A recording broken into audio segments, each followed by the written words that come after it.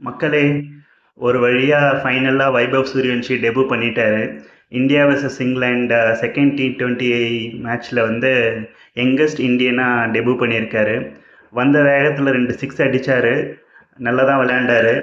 ஆனா வந்து அன்ஃபார்ச்சுனேட்டா ஸ்டம்பிங் ஆகி அவுட் ஆயிட்டாரு. அப்புறம் அபிஷேக் சர்மா, இஷான் கிஷன், அப்புறம் ஸ்ரேயஸ் ஐயர் இவங்கெல்லாம் ட்ரை பண்ணி கொஞ்சம் அடித்தாங்க. ஆனால் வந்து அவங்களால ஸ்ட்ரைக் ரேட் இம்ப்ரூவ் பண்ண முடியல. ஸோ ரொம்ப லோவான கண்டிஷனில் ஸ்கோர் இருந்துச்சு. ஃபைனலாக திலக் வர்மா வந்து ஒரு குயிக் ஃபயர் 20+ ரன் அடித்து ஒரு 190 ஸ்கோர் டச் பண்ணிட்டோம்.